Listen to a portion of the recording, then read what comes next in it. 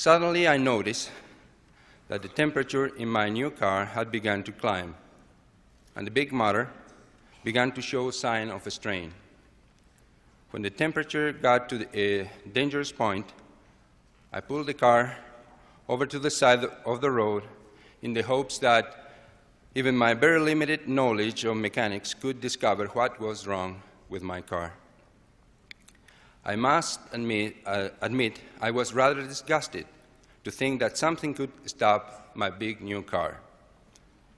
It wasn't long after I had lifted the hood that I discovered, to my amazement, that a myriad of colorful little butterflies had collected upon the radiator, which choked off the cooling process and stopped the car.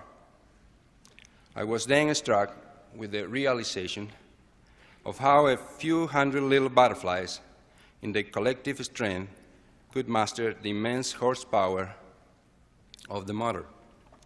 No, it wasn't an eagle, a hawk, or anything else more or less justifiable, but just a couple hundred little butterflies. This incident made me think about the similarity between it and what often happens in our own lives. I thought about the tremendous potential that exists in each one of us, potential that can direct us to eternal life.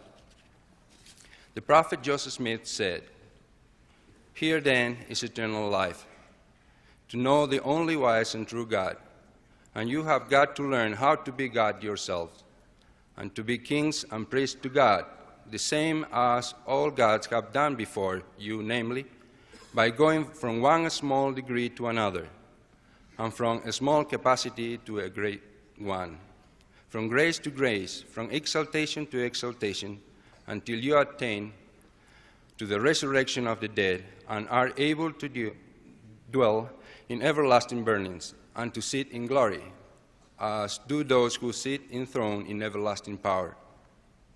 Heirs of God and joint heirs with Jesus Christ, what is it? To inherit the same power, the same glory, and the same exaltation until you arrive at the station of a God and ascend the throne of eternal power, the same as those who have gone before." How many times do we allow that little butterflies reduce, restrain, or restrict our immense potential for guiding us to exaltation? Proportionally, there are relatively few those who are detained in their journey by the so-called grave or serious sins, like what we might find in the newspaper headlines. Generally, it is not the mighty eagle that defeats us, but the tiny little butterflies.